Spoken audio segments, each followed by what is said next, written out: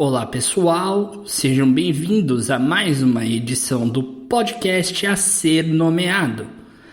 Nessa edição falaremos de Brexit, ou melhor, por que o tratado do Brexit ainda não foi assinado e ratificado tanto pelo parlamento inglês e pelos parlamentos dos diferentes membros da União Europeia. Se o Brexit tem que acontecer no dia 1º de janeiro de 2021. Ora, a princípio, esse problema tem uma explicação simples.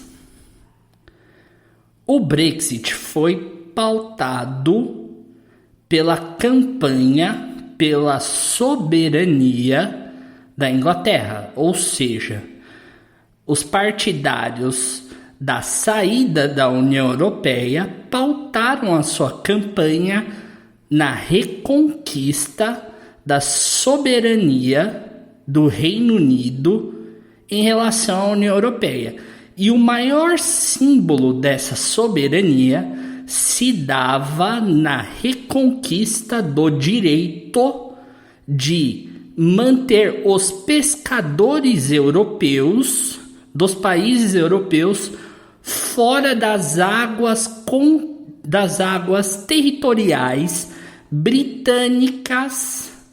Só que, apesar da comunidade pesqueira britânica ser muito vocal e esse problema ter se tornado um símbolo do Brexit, esse problema, na verdade, só vale 0,1% do PIB anual britânico. Então, na verdade, é um obstáculo muito pequeno que pode gerar efeitos catastróficos para a economia da Inglaterra. Ah, mas Fernando, quão catastróficos? Os ingleses precificaram o Brexit numa perda ano que vem de 4% do PIB. Isso pré-pandemia. Então, antes da pandemia, eles com o Brexit já tinham precificado um PIB 4% menor. Só que, com a chegada da pandemia, não sabemos de fato qual será a verdadeira queda do PIB britânico e quais serão os desafios que essa negociação arrastada trará para a Inglaterra, certo? Então, essa comunidade que só gira em torno de 0,1% do PIB pode estar causando danos na economia como um todo, por ela ser uma comunidade extremamente vocal, por ela ter uma presença na imprensa muito maior do que na verdade ela deveria ocupar. Então olha como isso é um fenômeno interessante.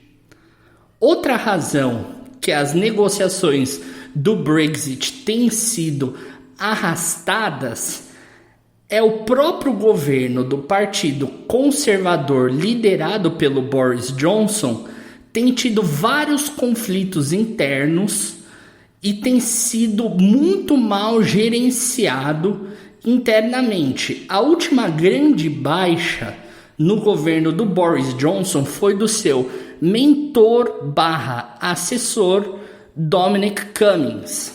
O Dominic Cummings foi o grande arquiteto ideológico da campanha a favor do Brexit em 2016. 2016 foi o plebiscito aonde os ingleses votaram para sair da União Europeia. E o Dominic Cummings foi o grande marqueteiro dessa campanha, o grande idealizador dessa campanha. E quando Boris Johnson assumiu o controle do Partido Conservador, depois da saída da Theresa May, ele virou como uma espécie de assessor especial do primeiro-ministro britânico. E a grande tarefa que o próprio Dominic Cummings trouxe sobre si era de tentar embarcar num programa de reforma da sociedade inglesa. Ele sentia como uma missão quase que messiânica de reforma por completo da sociedade inglesa. Só que aí, com a pandemia e com o Boris Johnson pegando o Covid e sendo hospitalizado, indo para UTI, fizeram até um grande caso de que a enfermeira que prestou os cuidados mais a fundo por Boris Johnson era uma enfermeira neozelandesa, então virou todo aquele caso de que o líder do partido conservador recebeu cuidados de uma imigrante, então olha o valor dos imigrantes na sociedade inglesa. O Dominic Cummings, a posição dele foi erudindo ao longo desse ano. O que piorou mais ainda foi um escândalo ali em meados de julho, agosto, quando ele decidiu fazer uma viagem com a sua família de 180 quilômetros com a sua esposa e com seu filho, de Londres para Barnard Castle, e quando um policial parou ele na estrada, a Inglaterra estava em lockdown naquela época, se eu não me engano, e quando o policial parou ele na estrada, ele falou: não, eu só estou dirigindo para testar se a minha visão está boa. Aí quando isso vazou para a imprensa, ficou aquela coisa de tipo, você está dirigindo para testar a sua visão 180 quilômetros? Isso é meio que impossível. Tipo, isso é desculpa esfarrapada. E dali em diante, a opinião pública acerca da figura do Dominic Cummings virou assim, um quadro quase que irreversível para o governo Boris Johnson. Virou um quadro muito ruim para o Boris Johnson. O Boris Johnson teve que começar a escutar outras vozes dentro do seu governo que não o Dominic Cummings. E isso foi ocasionando mais ainda um arrastar nessas negociações do Brexit. E qual que é o grande problema disso? O Michel Barnier, que é o grande representante da União Europeia nessas negociações do Brexit, ele já disse que, idealmente, para ocorrer o processo de ratificação do Tratado de Saída do Reino Unido da União Europeia, num tempo certo, num tempo confortável, esse tratado tinha que ter sido terminado e aceito por todos os países em meados de outubro, no início de novembro no máximo. Bom, a gente já está no começo de dezembro e o governo inglês, para conseguir o máximo de concessões acerca das suas posições, vai arrastar isso até o possível. O que eu quero dizer com isso? Até o último dia possível, o governo inglês vai querer arrastar essas negociações. Por quê?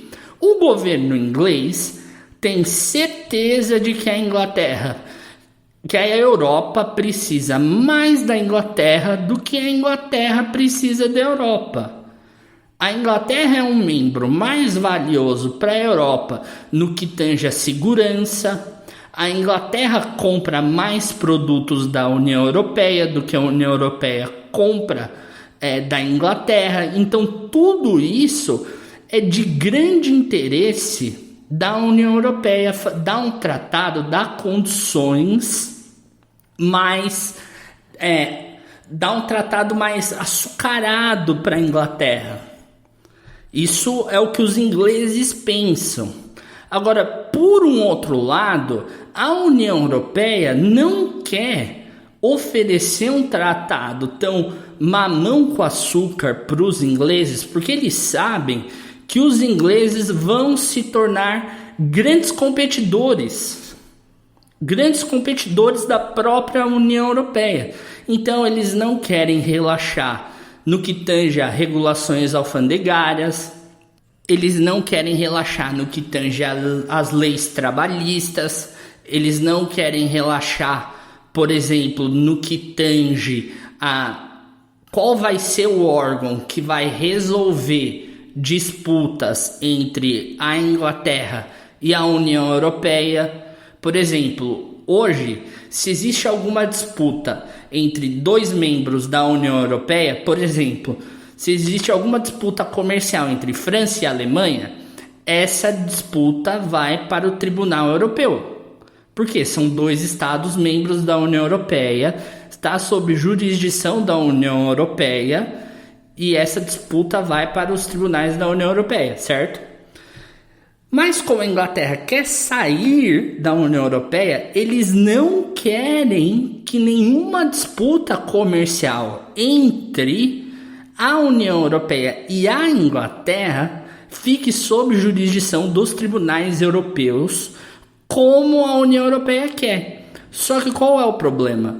Eles também não querem que as disputas comerciais entre o Reino Unido e a União Europeia fiquem nas mãos da Organização Mundial do Comércio. Por quê? Eles sentem que as regras da Organização Mundial do Comércio não seriam boas para a Inglaterra também. Então, quem é que vai resolver essas disputas, essas arbitragens? Isso também é um ponto que ainda precisa ser negociado, mas de longe de ser o ponto mais espinhoso que ainda falta ser negociado. E por último, que é o ponto mais difícil, o que fazer com a fronteira entre Irlanda e Irlanda do Norte? Porque a Irlanda é independente do Reino Unido. A Irlanda vai continuar na União Europeia. E o Joe Biden, sendo um católico de descendência irlandesa e tendo participado ativamente na administração Bill Clinton da negociação daquilo que é chamado de Good Friday Agreements, que trouxeram efetivamente a paz para a Irlanda do Norte e a cessação das atividades terroristas do IRA naquele território, o encerramento das atividades armadas do IRA, que eles até cometiam atentados terroristas em Londres, bombardeavam no sentido assim, plantavam bombas em carros de políticos, geravam muito caos na sociedade inglesa em nome de uma Irlanda do Norte independente do Reino Unido, certo? Uma fronteira física entre Irlanda e Irlanda do Norte minaria esse processo de paz, e o Joe Biden já disse que qualquer negociação que mine esse processo de paz, ele não daria sua anuência. E o Reino Unido sofreria consequências disso. Diferentemente do que o Donald Trump falou. O Donald Trump só estava interessado em uma coisa: com o Brexit, ele só via a abertura do Sistema Único de Saúde inglês e da possibilidade de empresas americanas poderem vender insumos para o Sistema Único de Saúde da Inglaterra. Essa era a única preocupação do Donald Trump. O Joe Biden, por outro lado, Ele quer saber como é que vai ficar a situação da fronteira entre Irlanda e Irlanda do Norte e se vai haver alguma fronteira marítima física entre a ilha da Irlanda e a ilha da Inglaterra.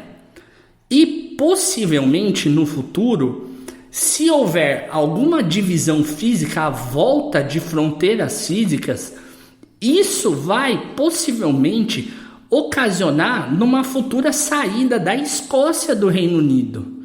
Então imagina, o Brexit pode ser daqui 5, 10 anos o fim do Reino Unido como a gente conhece hoje. O fim daquela bandeira que a gente associa ao rock inglês, ao Palácio de Buckingham. Ela vai mudar completamente. O Reino Unido vai ser só a Inglaterra e o país de Gales e as ilhas do Canal da Mancha. A Escócia vai ser um país independente. Muito provavelmente a União Europeia vai estar muito interessada em abraçar a Escócia rapidamente. Talvez a Irlanda do Norte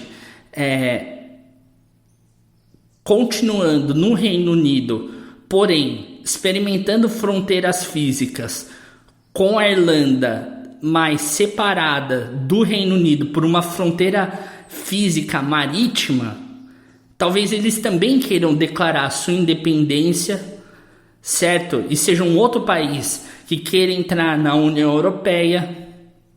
Ou vejamos a volta de hostilidades, a volta de terrorismo na ilha da Irlanda, a volta dos famigerados Troubles. Então, assim, essa negociação do Brexit, que está muito perto de ser concluída, que será concluída fatalmente nesse mês de dezembro, pode ter repercussões enormes para a história da humanidade. Pode ser a pá de cal do que resta do Império Inglês. E aqui eu encerro este episódio do podcast a ser nomeado. Ative o sininho, curta, clique aí o botão de like se você estiver acompanhando pelo YouTube, compartilhe com seus amigos ou com pessoas que você acha que estariam interessadas nessa discussão. Deixem seus comentários acerca do assunto. Siga-nos no Spotify, no Apple Podcasts. Deixe a sua avaliação. Enriqueça a nossa conversa sobre o assunto. Gostaria muito de saber a opinião de vocês. E me siga no Instagram em @IamFernandoLima. É sempre um prazer divulgar esse conteúdo para vocês. Até a próxima.